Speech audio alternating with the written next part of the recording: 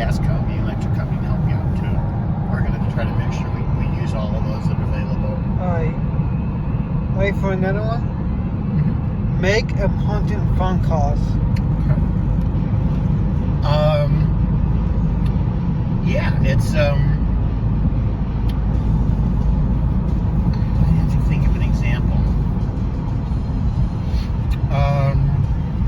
You think of like let's think of a doctor appointment.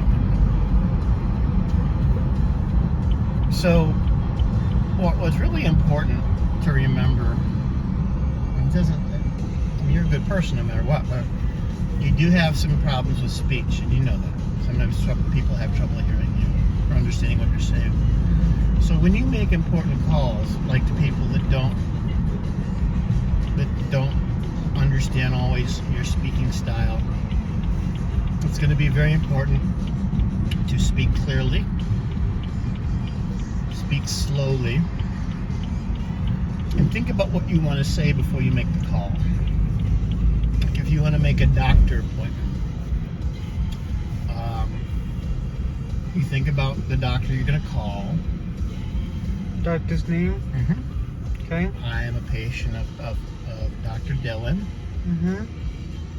My name is William Brockstein. I'd like to make a doctor appointment.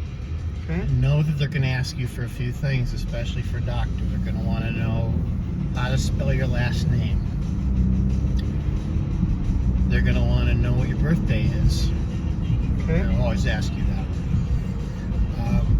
Don't be afraid or shy to tell people you have a speech impairment.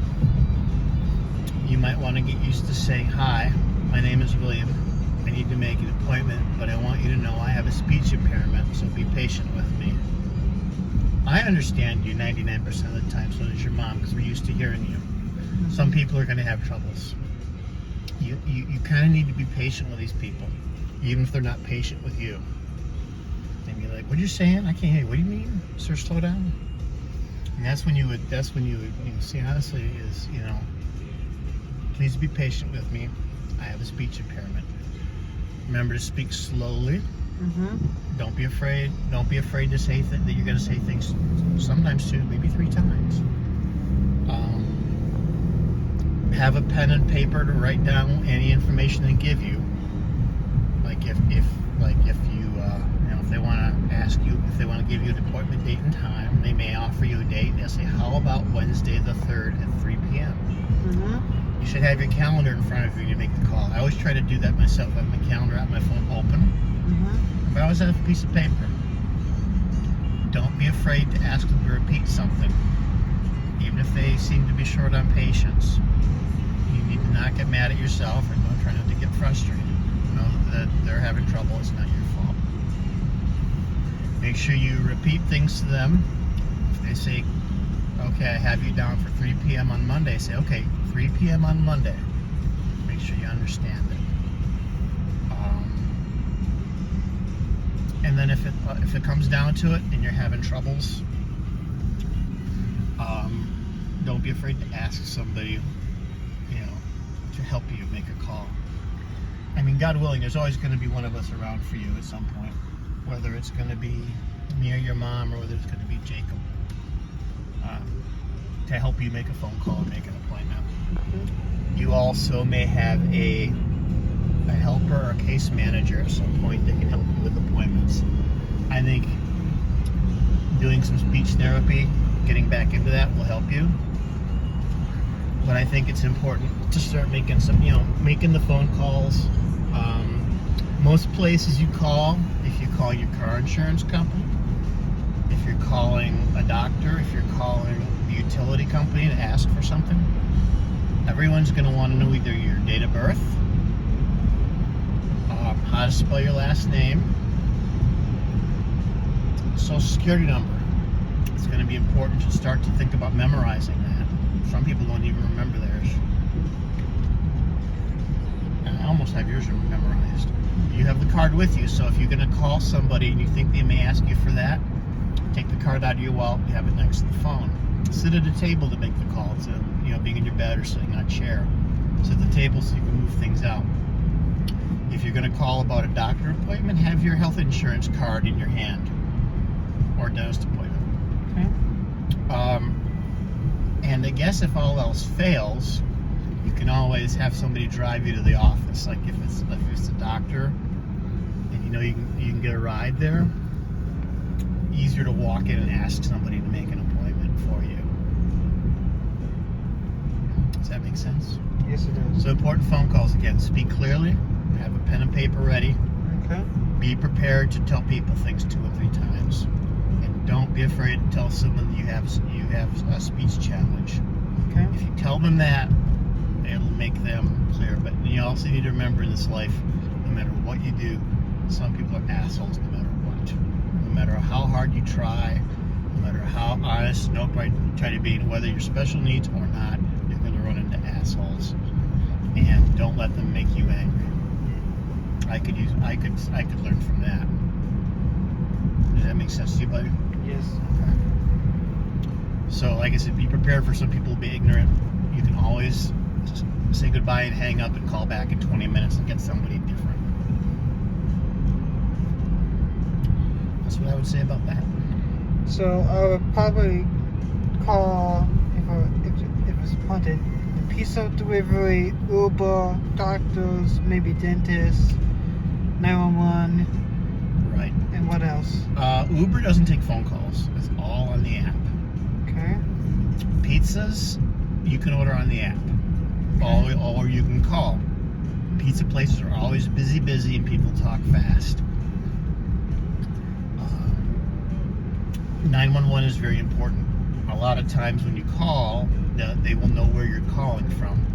But it's very important to speak clearly and slowly and to tell them you've got a speech impairment. And then they can listen closer to what you're saying.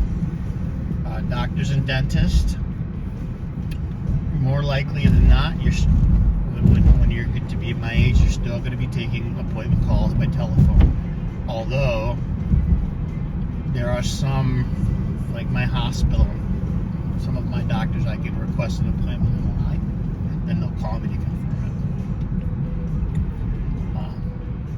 it. So yeah, that's what I say about that. Mm-hmm.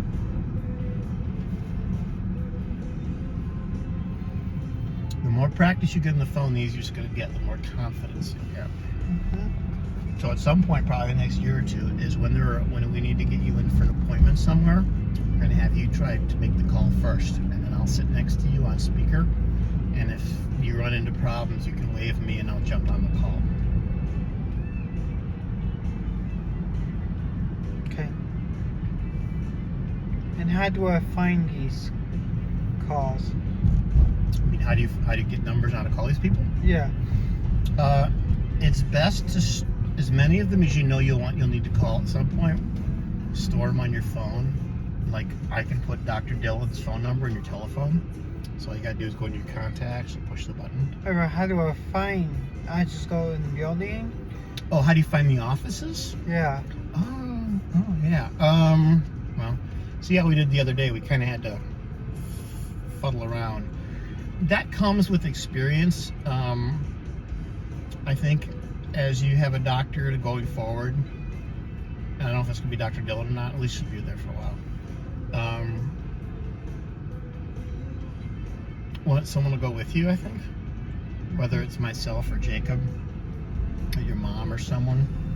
A lot of times if you get a ride, Uber only takes you to the door. They're not going to walk you to the appointment. So you got to kind of know how to go in, read some of the signs, and you can ask when you make the appointment. Like with Dr. Dillon, you don't see her that often. You'll learn where her office is, in the basement of that one building. And you know, so you'll learn. It's like when she was in the doctor office building where you got your COVID shot. Mm-hmm. You learn that, and because it's small enough, you can walk in. The window's right there. Same thing with the dentist office. Usually for small appointments, you walk in the front door. There's a desk. Tell them you're there for the appointment. Give your name. Okay. Bigger places, if you've never been before, you definitely want to try to get someone to help you. We'll find ways and things to do that. Hopefully, good and healthy, you shouldn't have to worry about that. A lot of times, when you've got special needs and you're going to appointments, if you think you're going to have trouble, you can have somebody go with you.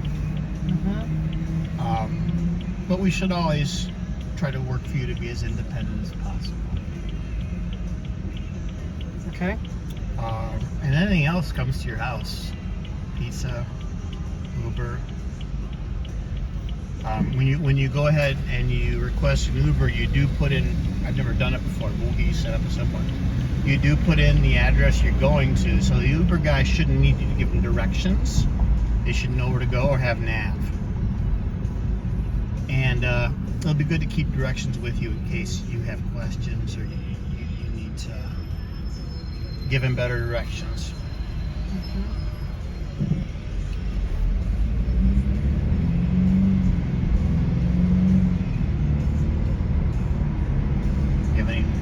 All these are all good questions. Do you have any more you want to ask, or is that good for tonight? I think that's all.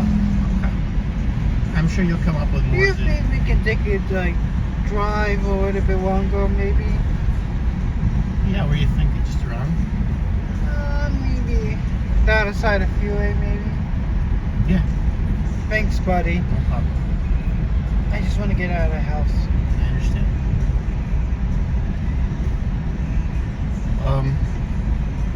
You're going to have the most success. I mean, I can give you some basic ideas on how these things are done, but you're going to have the most success from doing learning by doing. Fiat Abarth.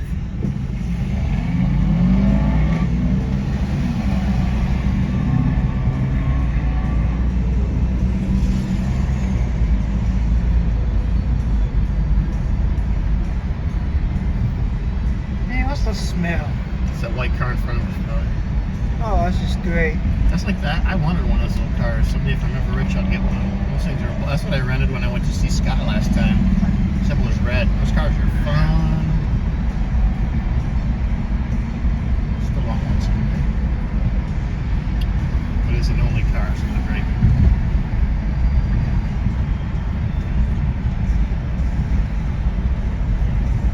How about honesty and credit? It's a good one. So.